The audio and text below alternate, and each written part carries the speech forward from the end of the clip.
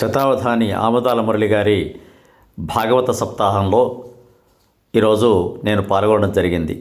ఆ సందర్భంగా వారు మధురంగా పాడిన పద్యాలను కొన్నిటిని రికార్డ్ చేశాను. ఆ పద్యాలు మీరు కూడా ఆలకించండి. శుభం భూయాత్. విశ్వేశ్వర మేలుకుప్ప నిన్ను ఎప్పుడు కోరి భజించువాడెపో శాశ్వత లక్ష్మి మృత్యుజయ సౌఖ్యండు అభయుండు మాధవా అని రాసినాడే.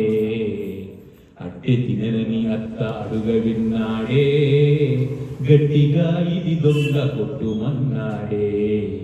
జో జో జో అచ్యుతానంద జో జో ముకుంద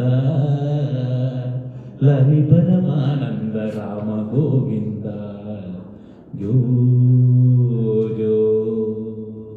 పదకవితా పితామహుడు పాలు పెరుగు మన నీడమ్మా,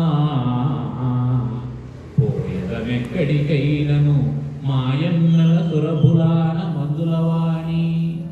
మా ఆవుల మీద కొట్టేదానికి అమ్మా మన్ను తినంగనే శిశువునో ఆకుంటినో వెతినో నమ్మందూడకు వీరి మాటలు మదిన్ నన్నీవు కొట్టంగా వీరి మాటిన్ ఘటించి చెప్పెదరు కాదేనిన్ మదీయాశ గంధం ఆఘ్రాణము చేసి నా వచనము తప్పైన దండింపగే.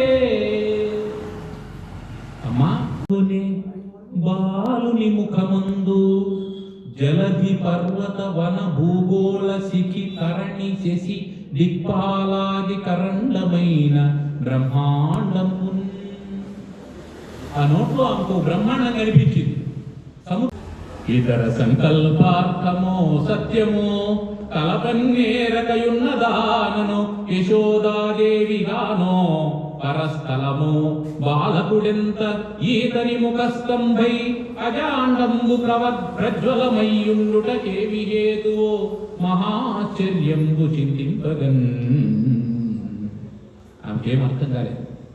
ఇది కళ, వైష్ణవ మాయ లేదా ఇంకేమైనా. చిన్న పిల్లవాడేమిటి, ఇతని నోట్లో ఇన్ని బ్రహ్మాండాలు ఉండడం ఏమిటి, అసలు నేను యశోదాదేవి అవునా కాదా, నేను మా ఇంట్లోనే ఉన్నానా లేదా, ఇది నందవ్రజం అవునా కాదా.